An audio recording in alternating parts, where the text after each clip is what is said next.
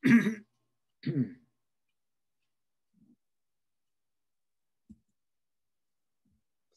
lagi selamat malam saudara-saudara sekalian yang sudah bergabung dengan kami di Jemaat Visdak New Jersey dalam acara ibadah malam kita pada hari Senin tanggal 8 Maret tahun 2021. Seperti biasa kita akan belajar sekolah Sabat dan juga di bagian kedua nanti kita akan ada berdoa bersama. Dan untuk memulaikan acara ibadah kita, saya ingin mengundang Om Pendeta Ren Kesaulia untuk dapat membuka dalam doa. Silakan Om Ren.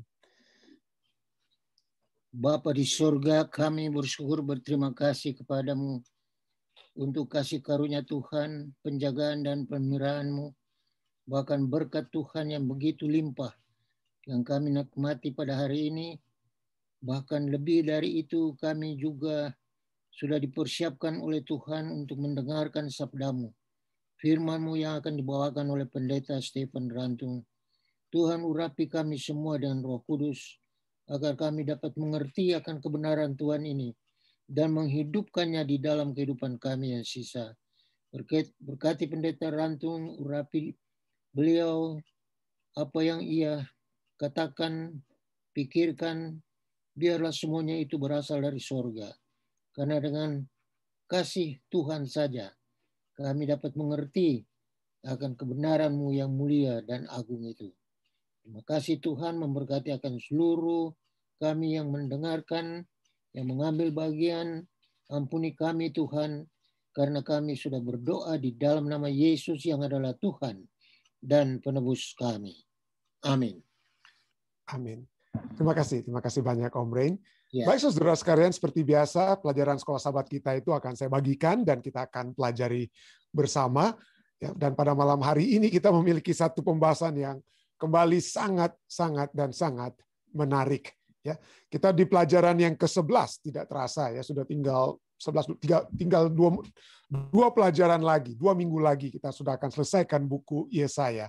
Ya, ada begitu banyak hal-hal yang indah yang mungkin belum sempat kita pelajari dari kitab Yesaya ya. Tapi puji Tuhan, walaupun tidak semua lengkap, tapi banyak hal-hal yang telah kita juga tentunya terima dari buku Yesaya, dari pekabaran Yesaya. Di sana pada minggu ini kita akan membahas tentang melaksanakan kasih. Dan pada hari Senin ini dengan satu judul pikiran dan jalan yang tinggi. Pikiran dan jalan yang tinggi. Mari kita langsung saja. Mengapa Allah berkata bahwa pikiran dan jalannya itu lebih tinggi daripada kita, seperti tingginya langit dari bumi. Dan kalau kita lihat, jadi langit itu tidak terbatas. Ada yang katakan ya bahwa langit itu sesungguhnya adalah bagaimana pandangan mata kita, birunya itu ya. Jadi artinya itu tidak akan pernah kita capai dengan kata langit. Langit itu tidak ada batasnya. Ada yang katakan langit ketujuh dengan kata lain ya. Itu oleh sebab apa ya?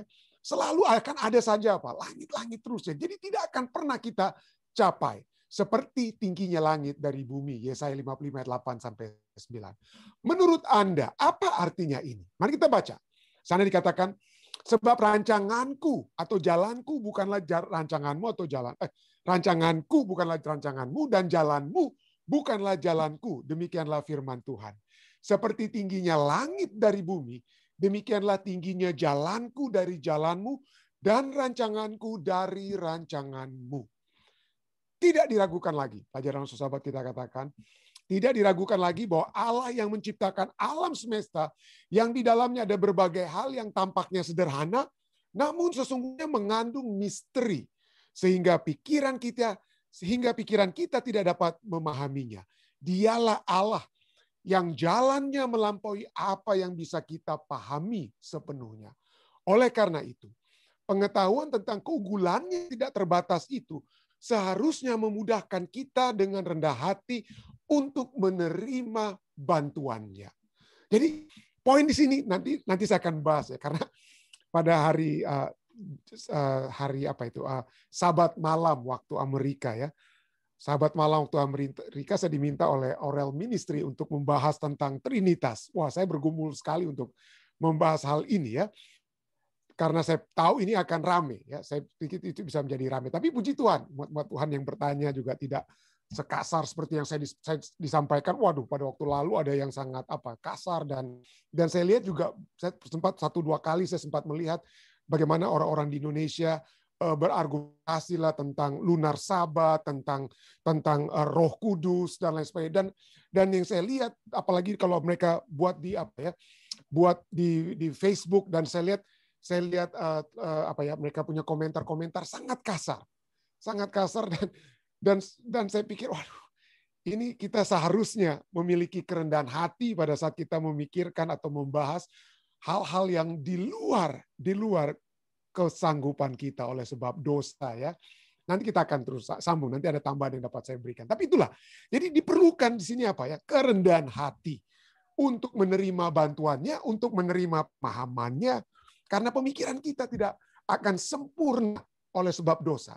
Sempurna memahami tentang jalan dan pikiran Allah dan juga keberadaan Allah. Baca Yesaya 55 ayat 6 dan 9. Dalam konteks apa? Dalam latar belakang apa Tuhan berbicara tentang bagaimana jalan dan pikirannya itu lebih tinggi daripada yang dapat kita bayangkan. Apakah yang dia katakan, dia lakukan yang begitu sulit untuk kita untuk kita pahami. Ya. Kenapa? Nanti kita akan lihat, ya. Salah satu hal yang saya mau tambahkan dan nanti saya akan ulang-ulangi adalah bahwa informasi pengetahuan yang kita miliki itu sangat-sangat terbatas. Sangat-sangat terbatas. Para ilmuwan sekalipun, begitu banyak dari satu mata subjek mereka, begitu banyak informasi-informasi yang tidak bisa mereka kuasai.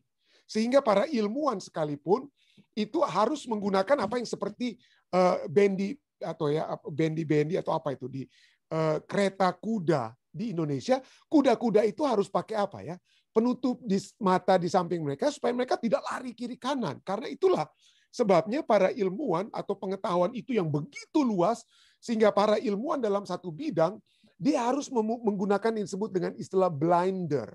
Blinder ini harus menyatakan bahwa ini keterbatasan. Jadi pada saat kita membahas sesuatu, pada saat saya membuat tesis atau saya membuat disertasi, maka saya harus memiliki istilahnya limitasi daripada studi saya atau delimitasi dari studi saya. Hal-hal apakah yang saya harus Saya harus fokus. Saya hanya berpusat kepada ini. Saya tidak boleh buka selebar-lebarnya.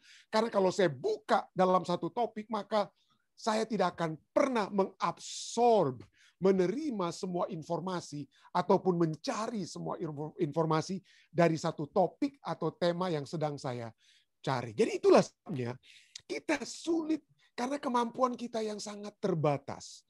Ya, kemampuan berpikir kita yang sangat terbatas, kemampuan dan banyak hal lain oleh sebab dosa, sehingga kita tidak bisa memahami pikiran jalan-jalan Allah yang tidak terbatas. Jadi inilah yang dapat kita lihat. Jadi nanti saya akan ulangi, ya, kemampuan kita untuk mengabsorb informasi itulah yang menyebabkan kita seringkali tidak dapat mengambil satu keputusan ataupun jawaban yang definitif selain dari apa yang Allah nyatakan.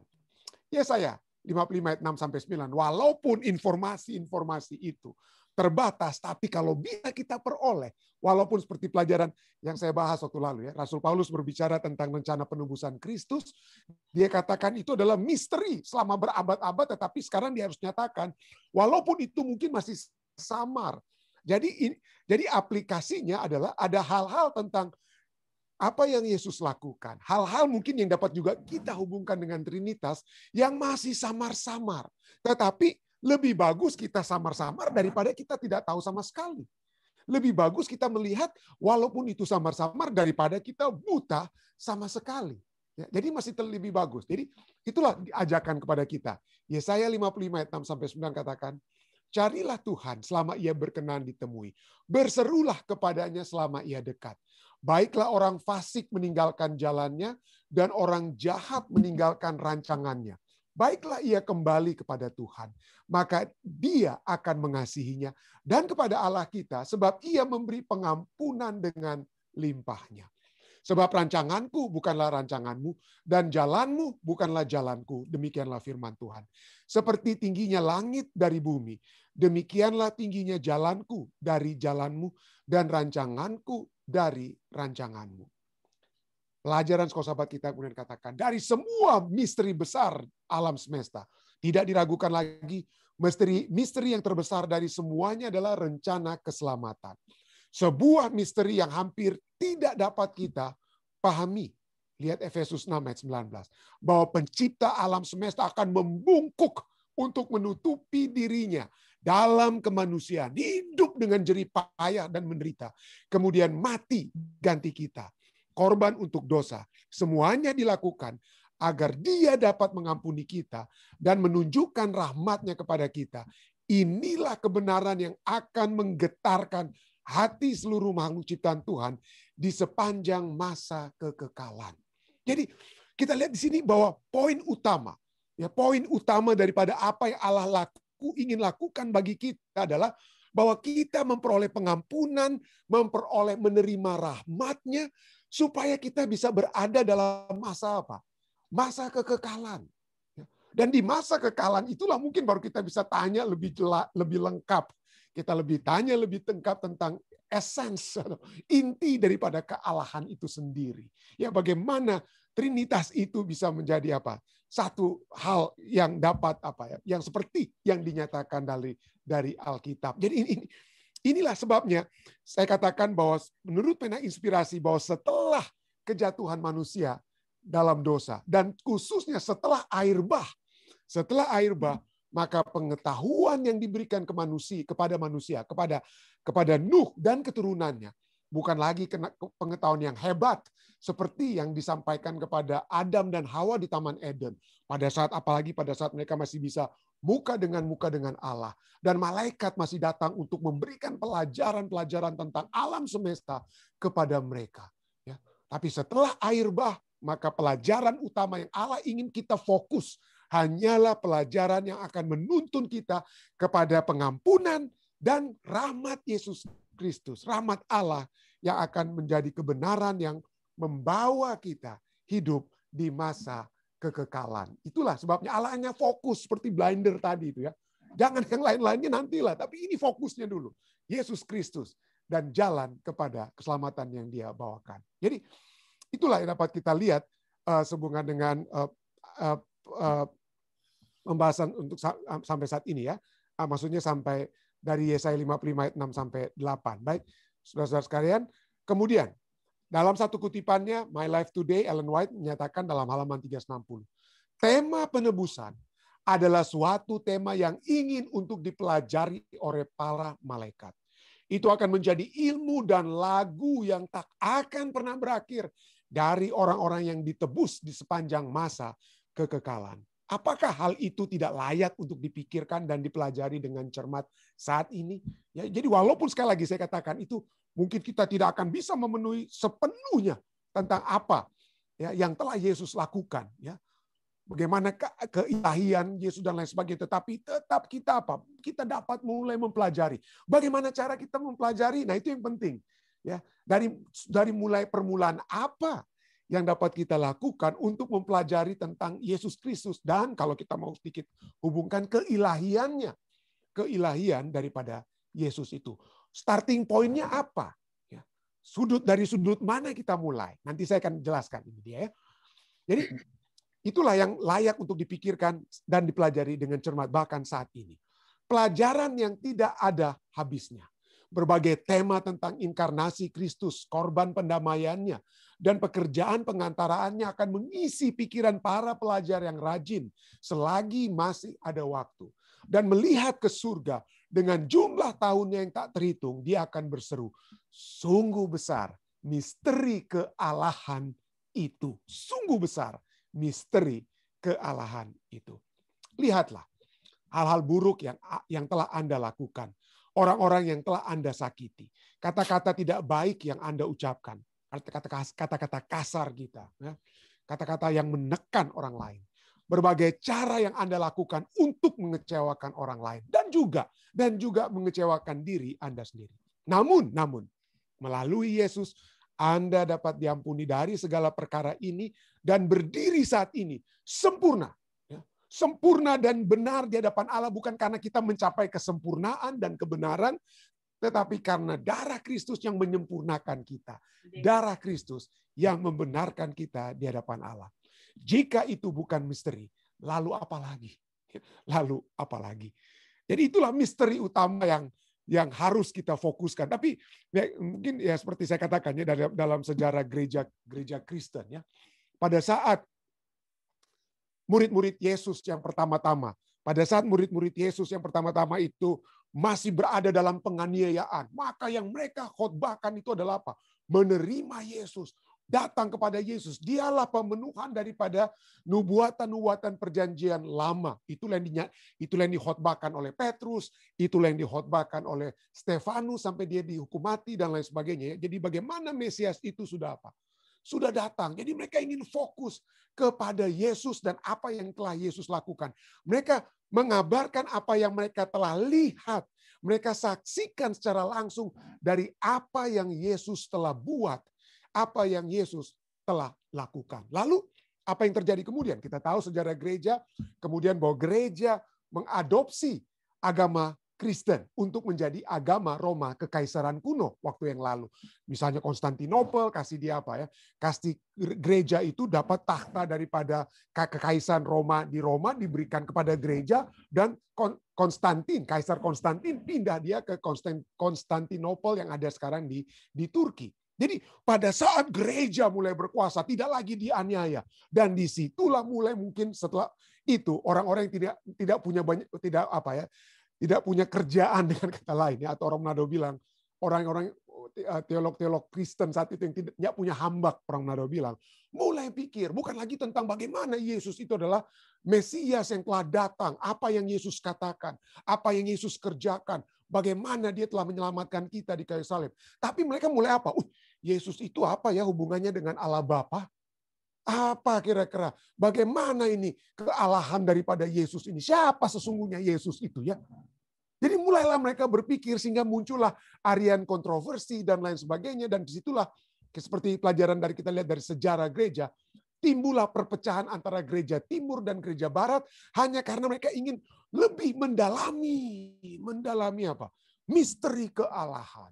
Mengetahui pikiran Tuhan, dengan kata lain. Bagaimana ini hubungannya antara Yesus dan Bapa dan lain sebagainya. Nanti saya akan tambahkan. Tapi itulah ya.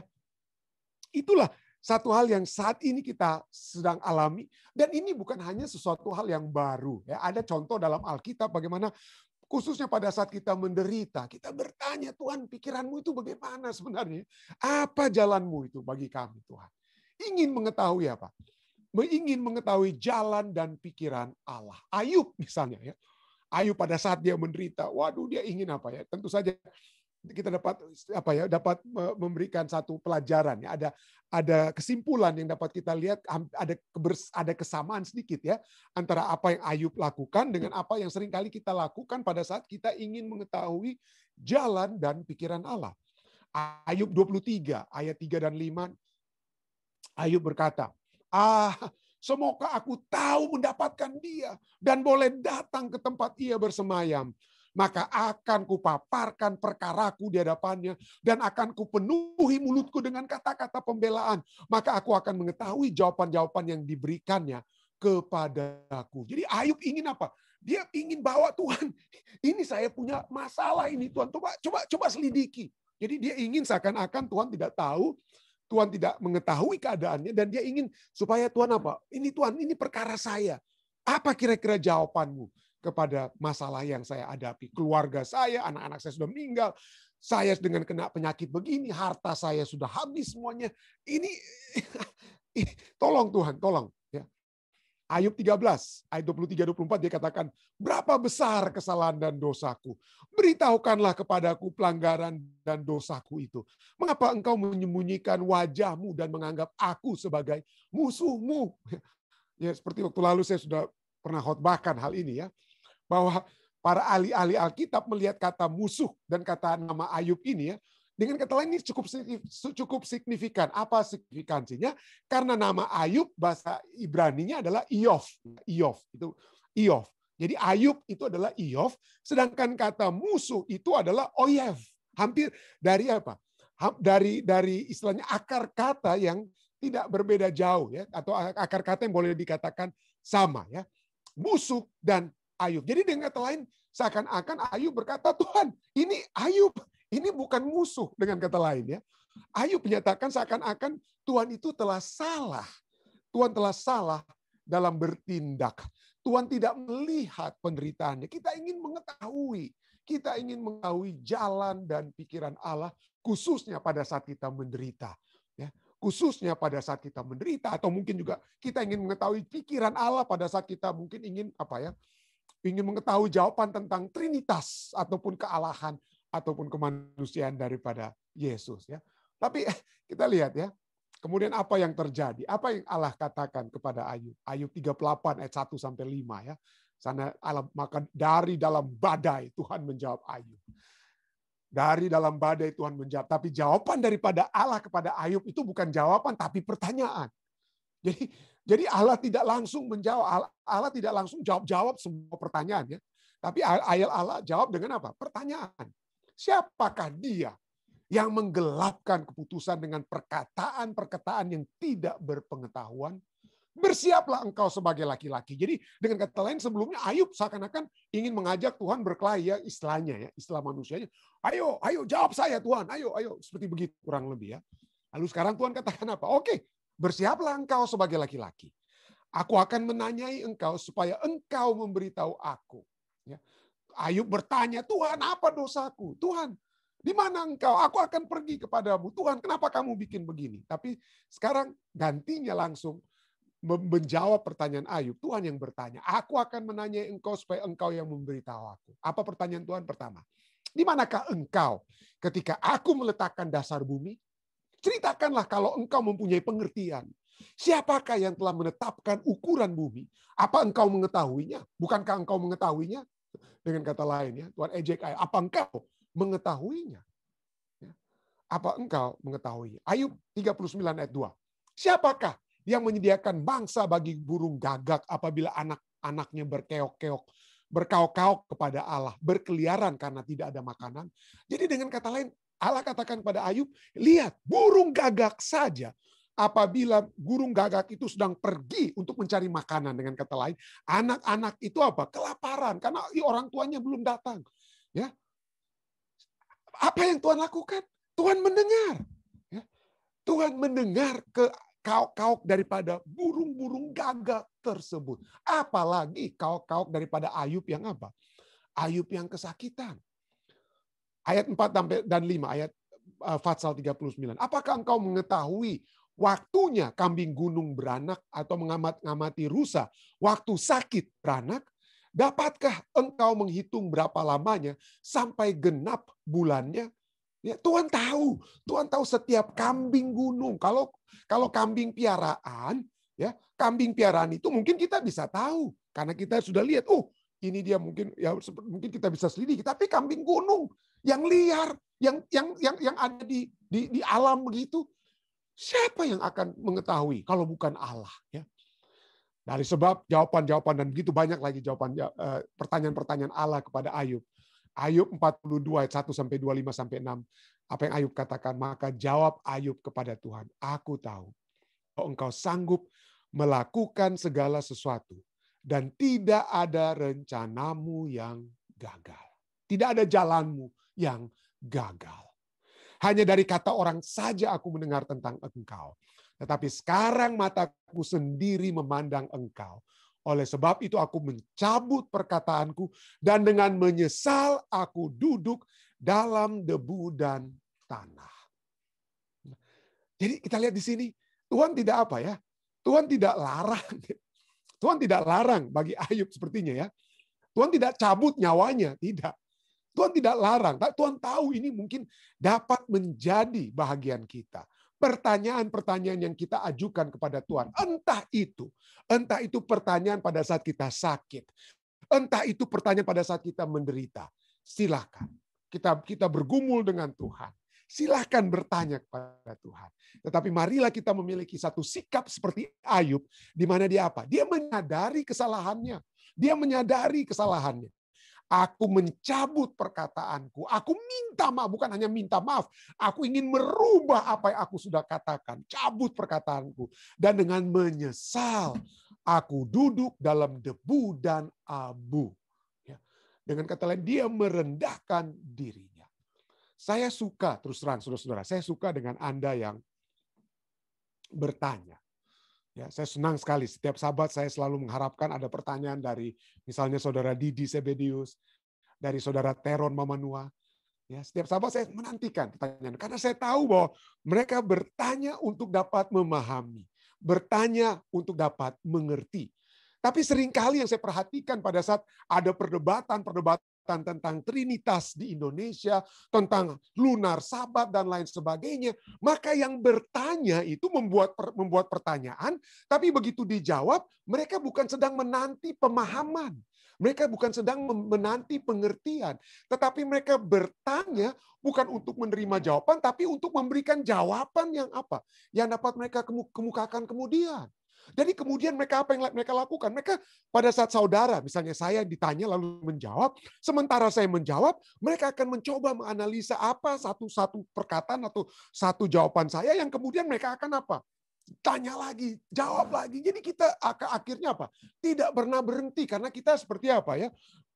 Kucing-kucingan atau debat kusir dengan kata lain. Kita bahasa Inggrisnya we are going to the right hole. Nggak ada apa? Nggak ada fokusnya, kita masuk kanan, dibelok ke kiri, kiri ke kanan, kanan ke kiri, dan kita tidak akan pernah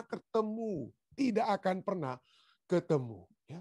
Dan satu hal yang itu makanya saya selalu di Indonesia sekalipun pada saat itu sering diminta untuk berdebat kiri dan kanan. Saya kadang-kadang bertanya, apakah ini ada manfaatnya untuk kekuatan kerohanian kita? Kalau ada, oke, saya siap. Ya, mari kita datang bersama-sama.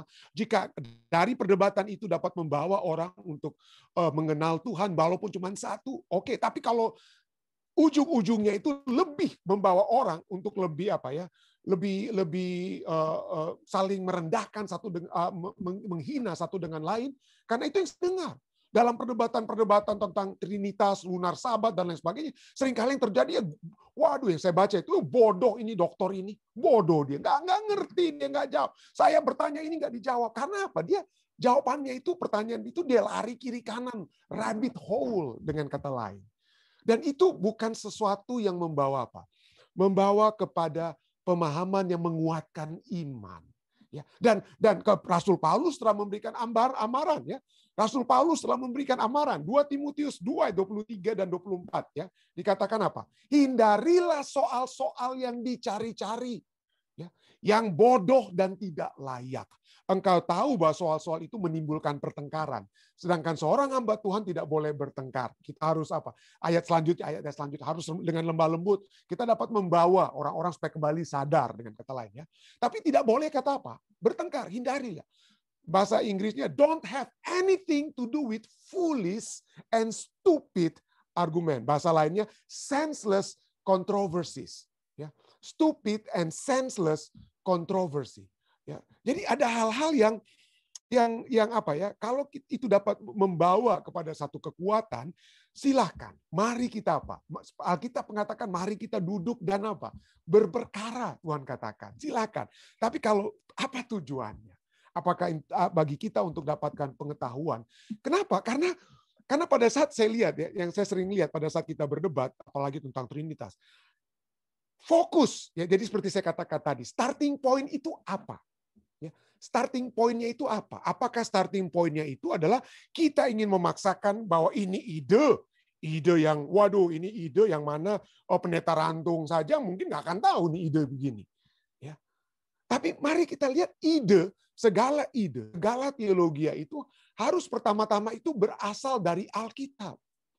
Jadi seringkali yang terjadi adalah mereka mencoba untuk melihat apa ya di luar Alkitab. Misalnya, kita ini perlu, ya, bagus sih, tujuannya mungkin mula-mula bagus. Saudara-saudara kita dari Islam itu monoteisme, ya. Saudara-saudara kita dari Islam itu monoteisme. Jadi bagaimana caranya kita menjangkau mereka? Jadi kita harus menekankan bahwa Alkitab mengajarkan tentang kita hanya memiliki satu Tuhan, hanya Allah Bapa saja. Allah Roh itu bukan Allah. Allah Anak itu bukan Allah. Hanya Allah Bapa saja, itulah the Theos, dialah satu-satunya Allah.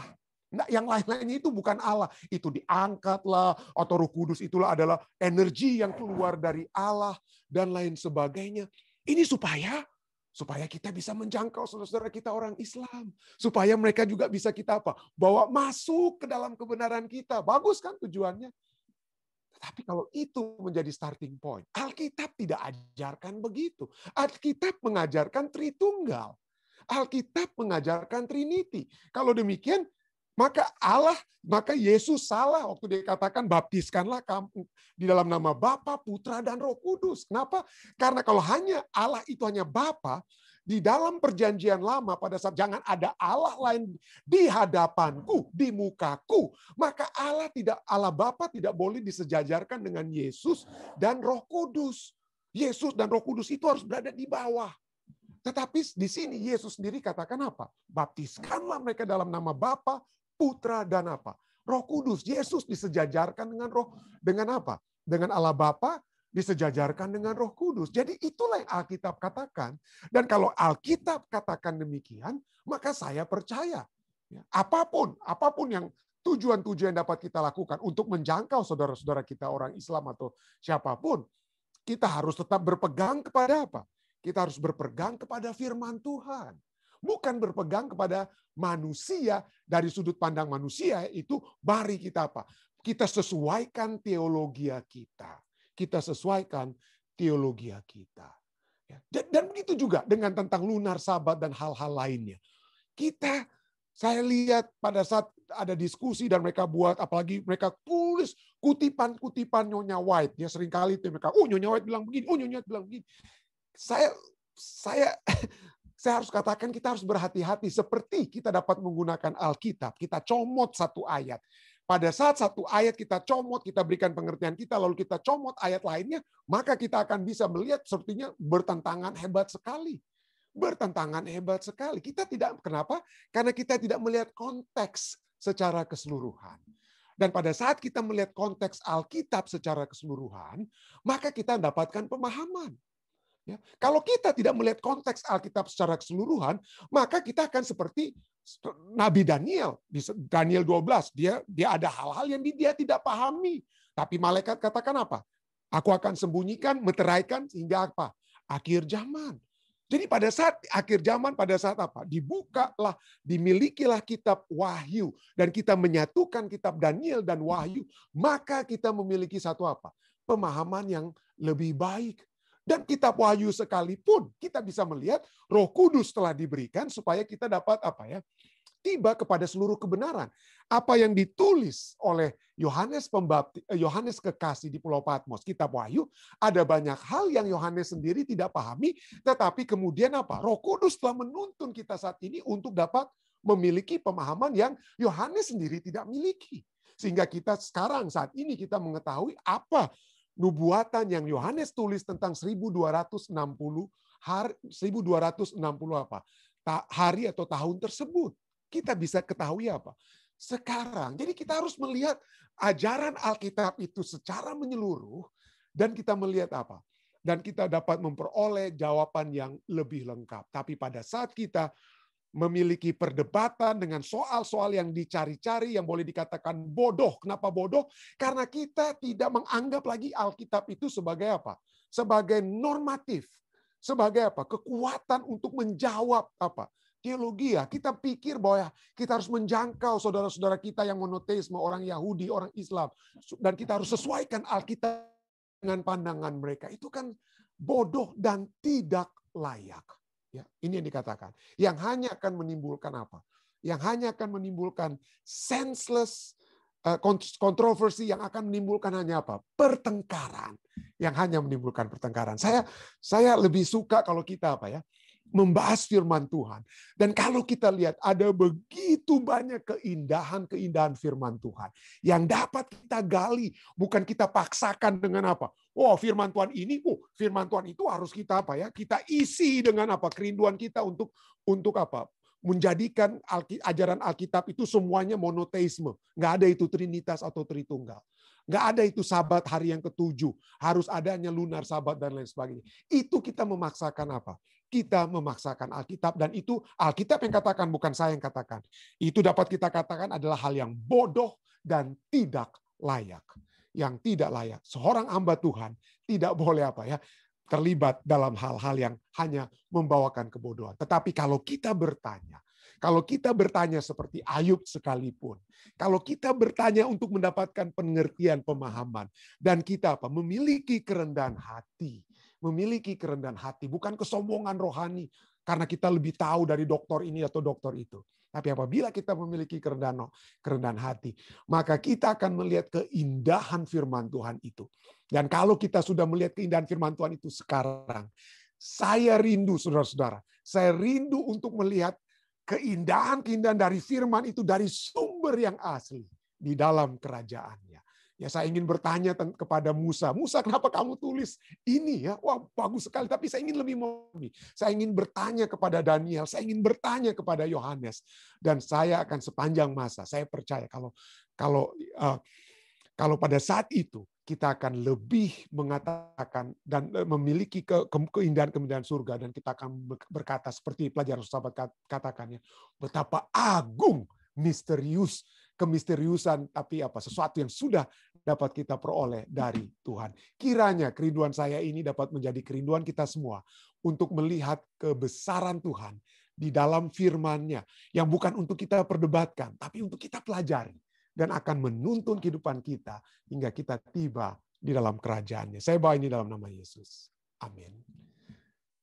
Baik, saudara-saudara sekalian, jika ada tambahan ataupun pertanyaan sehubungan dengan jalan dan pikiran Tuhan ini, silakan ditambahkan, silakan. Ada Om Rain, ada Pendeta Rantung Seniors di sini, hamba-hamba Tuhan lainnya. Ada yang mungkin mau ditambahkan? Silakan. Sudah bagus. Lengkap. Puji Tuhan. Om Rain mungkin ada tambahan, thank you. Komplit ya. Puji Tuhan, Om. Bagaimanapun juga Tuhan lebih tahu dari kita. Dan pernah saya alami, ada 2 profesor yang bertengkar di hadapan anggota tentang seminar. Dalam seminar, ya seperti yang Steve bilang, yang satu lainnya anggota jadi bingung. Kita mau dengar yang siapa? Jadi penelitian Steve itu bagus sekali. Dan ini menolong kita semua bahwa Tuhan memang punya keistimewaan yang kita tidak punya. Terima kasih. Puji Tuhan, puji Tuhan. Mungkin ada pengalaman ini dari Om atau semua yang dalam hal perdebatan, ada Pendeta Mamuli mungkin yang sudah sering menghadapi perdebatan. Silakan, jika ada. Ada yang lainnya? Terima kasih. Silakan, terima kasih, Pendeta. Pastor. Luar biasa. Pagi hari ini saya dapat ilmu baru lagi ulang. Oh, puji Tuhan. Ya. Haleluya. Dapat diterangi, dicerahkan lewat peparan ini.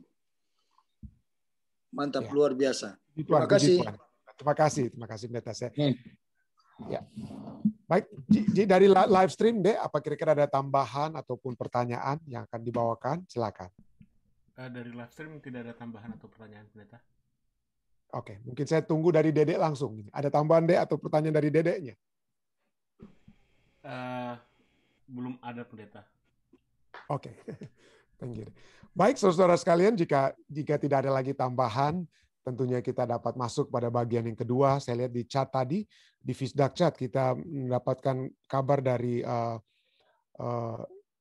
tentang Tante Rose, ya, Tante Rose Anto yang dalam keadaan sakit saat ini. Linda katakan ibunya Tante Rose Anto dalam keadaan sakit. Jadi kita akan doakan secara khusus Tante Rose Korompis, Anto Korompis, ya.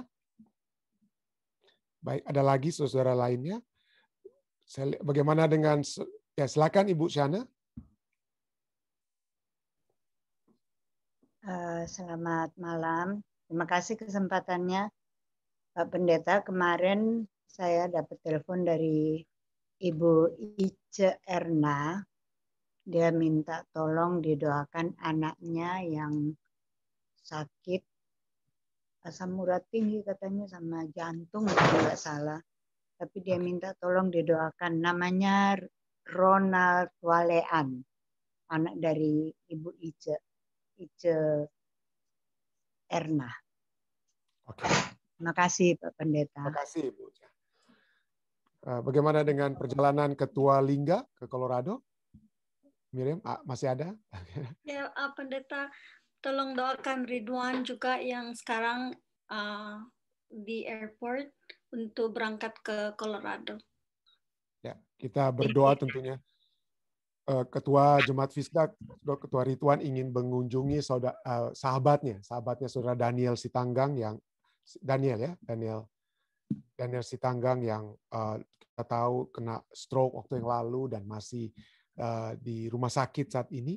Jadi kita doakan perjalanannya Ketua Ridwan yang hanya untuk berada mendoakan Saudara Daniel Sitanggang ini, dan kita doakan perjalanan tersebut dan juga pertemuan mereka di Colorado. Baik, terima kasih Miriam.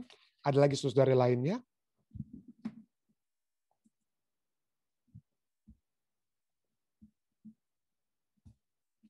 Jika tidak ada dari Zoom, silakan Dek dari live stream.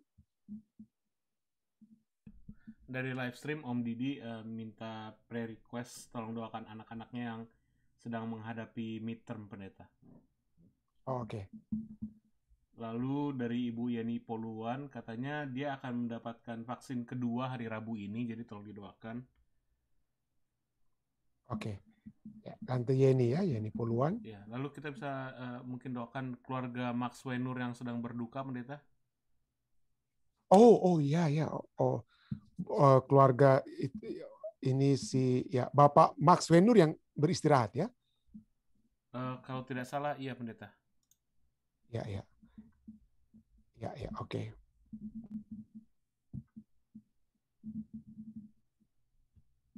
Ya, oke. Baik, ada lagi saudara lainnya jika lalu dari Ibu Ike katanya terima kasih sudah mendoakan saya selama ini, dan saya yakin percaya bahwa berkat-berkat Pastor Antong dan saudara terkasih sehingga acara pernikahan anak saya dari upacara baptisan dan upacara pernikahan berjalan dengan baik. Cuaca juga jadi tolong doakan juga saya yang sedang sakit katanya. Oh, oke. Ya. Ya, terima kasih. Baik, jika tidak ada lagi, kita akan tentunya satukan dalam doa. Mari kita saling berdoa. Bapa yang penuh kasih dalam takhta kerajaan surga, pada saat ini Tuhan kami datang bersyukur Tuhan. Kami memuji dan membesarkan nama-Mu atas kebesaran-Mu.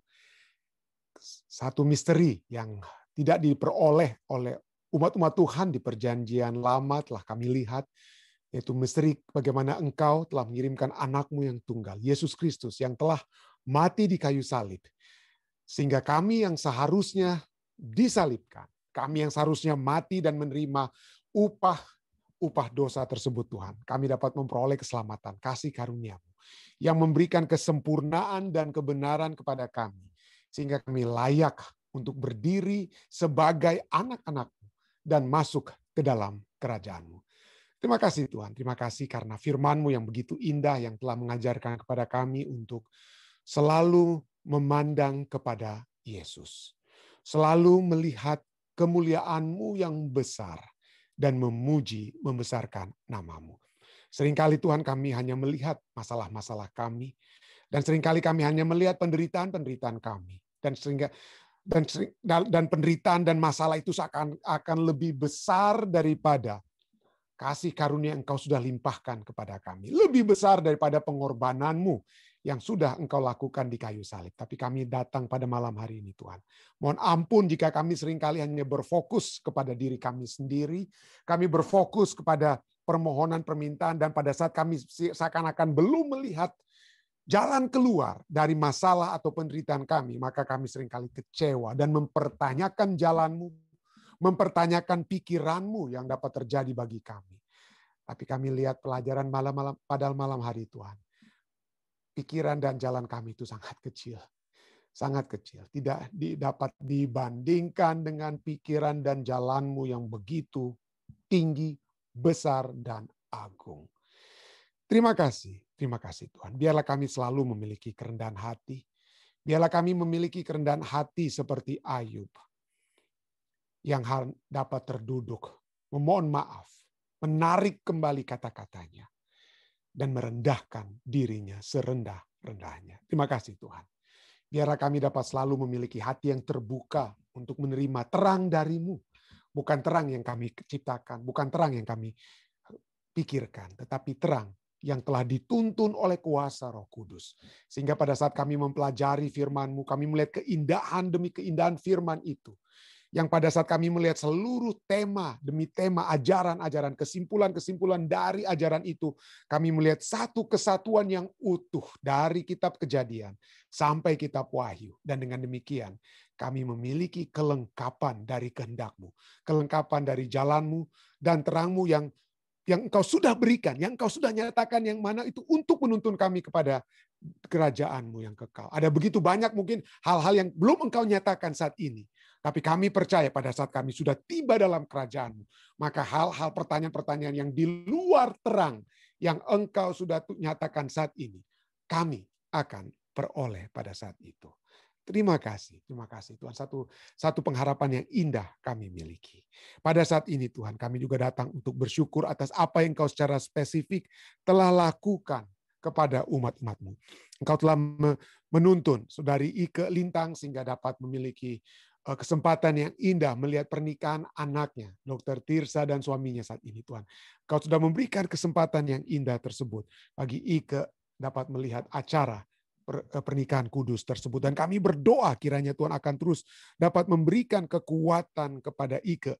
Setelah acara ini mungkin terganggu kesehatan dalam keadaan sakit, maka Tuhan tentunya akan dapat memberikan kekuatan kembali kepada saudari Ike. Kami juga terus ingin mendoakan Tuhan secara khusus bagi Tante Yeni Poluan yang sudah menerima vaksinasi, dan kami berdoa kiranya kesehatan, kekuatan terus akan menjadi bagian Tante Yeni. Demikian juga dengan Ibu Pendeta Paruntu yang ada di Colorado. Kami juga ingin berdoa bagi Tante Ros Anto Korompis di Indonesia saat ini yang dalam keadaan sakit. Tuhan, jenguklah dia. Berikanlah kekuatan surga kepadanya. Berikanlah satu kepastian bahwa Tuhan tidak akan pernah meninggalkan dia. Dan kami percaya jika kami bermohon, dan jika Engkau berkehendak, dan jika kemurahan-Mu dapat ditunjukkan, tentunya Tante Rose akan kembali memiliki kesehatan dan kekuatan yang sempurna dari surga. Hal yang sama juga kami ingin selalu doakan bagi adik kami, anak kami, Marcelo Tuhan. Marcelo Tio, kami berdoa kiranya Tuhan akan selalu memberikan kekuatan kepadanya. Berikanlah, jauhkanlah penyakit yang dia miliki saat ini. Berikanlah kekuatan kepadanya untuk kembali memperoleh makanan dan minuman yang akan memberikan kekuatan kepada tubuhnya. Tolonglah anak ini Tuhan. Berikanlah selalu juga hikmat, kebijaksanaan, akal budi bagi Michi dan bagi Evan, sehingga mereka akan dapat memberi dengan hikmat dari surga.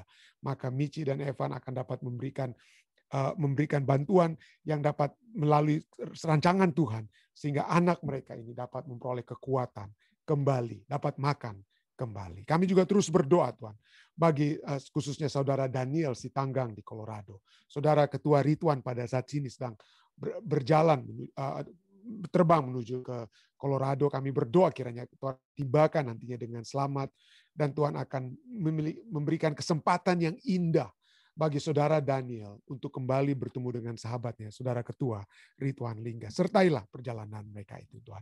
Kami juga berdoa membawakan permohonan yang dibawakan oleh Ibu Shane, Tuhan, yang membawakan permohonan juga dari Ibu Ice Erna Tuhan, yang mendoakan anaknya Ronald Walean Tuhan. Kami berdoa kiranya Tuhan akan memberikan kekuatan kepada Ronald Walean. Kami berdoa kiranya dengan kesembuhan tersebut maka dia akan memiliki kisah yang dapat diceritakan, yang mana kisah itu berhubungan dengan Tuhan yang telah memberikan kekuatan kepadanya. Dan kiranya kisah kekuatan dari surga, entah itu kesembuhan, kekuatan rohani, penyertaan surga, dan damai surga ini akan juga menjadi bagian saudara-saudara kami lain yang selalu didoakan oleh keluarga-keluarga mereka.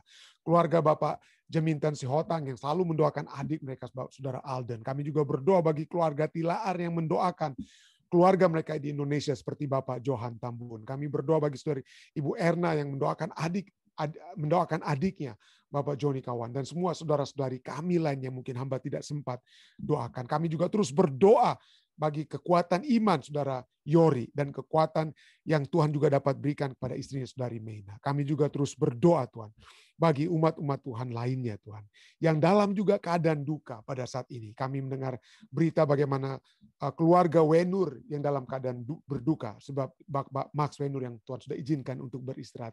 Tuhan berikanlah kekuatan kepada mereka dan kiranya penghiburan dari surga akan menjadi bagian mereka. Berkatilah juga Tuhan umat-umat Tuhan yang berdoa, yang belajar firman Tuhan setiap malam bersama-sama dengan kami. Hamba-Mu ingin berdoa secara khusus bagi keluarga besar Londa Tuhan yang ada di mana saja dengan permohonan pribadi mereka, silent prayer yang mereka miliki. Kami berdoa Tuhan, kiranya Tuhan akan mendengarkan dan memberikan jawaban dari surga terhadap silent request daripada keluarga Londa. Kami juga terus berdoa Tuhan bagi semua umat-umat Tuhan yang selalu membawakan silent, dan hamba tidak satu persatu, tapi yang setiap malam kami kelompok doa di Jemaat Fisdak selalu doakan. Kami berdoa Tuhan, kiranya Tuhan mendengarkan mereka, mendengarkan permohonan doa mereka. Misalnya seperti saudara Teron, saudari Evi dan saudara Angel Marero, kami berdoa Tuhan dengarkan permohonan mereka. Dan kami juga berdoa bersama-sama dengan keluarga Didi Sebedius yang mendoakan anak-anak mereka yang saat ini akan menghadapi ujian midterm mereka. Tuhan berikanlah hikmat kebijaksanaan akal budi dari surga akan menjadi bagian mereka. Tuhan juga akan bersama-sama dengan keluarga Ellen Monica Mars yang bersama-sama dengan saudara Roy juga dalam proses kesembuhannya. Kami juga berdoa juga bagi keluarga Rondonu Rantung di New Jersey ini. Tuhan sertailah mereka, sertailah Om Willem dan Ibu Rondonu Rantung dan putri mereka. Kiranya mereka akan selalu mendapatkan penyertaan surga. Kekuatan surga dapat menjadi bagian mereka. Hamba-Mu juga ingin berdoa bersama-sama dengan keluarga Om Yan dan Tante Sin. Dengan segala kerinduan permohonan mereka. Keluarga besar Soputan. Dan pada malam hari ini hamba-Mu ingin secara khusus berdoa bagi Eti Sumanti. Dia sering mendoakan keluarganya. Tapi pada malam hari ini hamba-Mu ingin berdoa secara khusus bagi Eti. Tuhan berikanlah selalu damai surga kepadanya. Kekuatan surga akan selalu menjadi bagian Eti. Sehingga dia akan selalu memiliki penyerahan, kehidupan yang berserah kepada Tuhan, kehidupan yang diberkati dan terus menjadi saluran berkat bagi surga. Tuhan mengetahui bagaimana Tuhan telah menggunakan saudari Eti juga untuk membantu pekerjaan Tuhan di Indonesia. Kiranya Tuhan akan selalu memberikan kekuatan, kesehatan kepadanya. Dan dengan kesehatan, kekuatan, dan berkat dari surga, dia juga akan terus dapat menjadi saluran berkat kepada orang-orang lain. Kami juga berdoa bagi semua umat-umat Tuhan yang sudah berbakti melalui Zoom. Orang tua hamba, papi dan mami dalam kesehatan mereka, Om Rain, Tante Evelyn, juga dan saudari Esther Taniwel, Ibu Meiti, dan juga Ibu Shana. Kami berdoa Tuhan kiranya akan menyertai mereka dalam kehidupan mereka. Damai surga akan menyertai kami semua Tuhan. Dan kiranya damai itu akan menuntun kehidupan kami sehingga kami akan selalu berjalan bersama-sama dengan Engkau. Dari saat ini hingga Maranatha, inilah doa dan permohonan Tuhan yang hamba bawa. Di dalam nama Yesus Kristus Tuhan dan Juru Selamat penebus kami. Amin. Sekali lagi terima kasih banyak saudara sekalian yang sudah bergabung bersama-sama dengan kami. Jika ini telah menjadi berkat, mari kita bagikan, ya, kita share kepada sahabat-sahabat kita, sehingga mereka juga dapat memperoleh berkat seperti yang kita sudah miliki pada saat ini. Sekali lagi terima kasih, selamat malam waktu Amerika, selamat pagi waktu Indonesia. Tuhan memberkati kita semua, stay safe dan stay healthy. Bersama-sama dengan kami di Jemaat Fisdak, pelajaran sekolah sahabat yang untuk kita baca. Malam hari waktu Amerika, pagi hari waktu Indonesia, kita akan masuk kepada bagian yang kedua, yang ada hal-hal yang dapat kita doakan bersama. Silakan.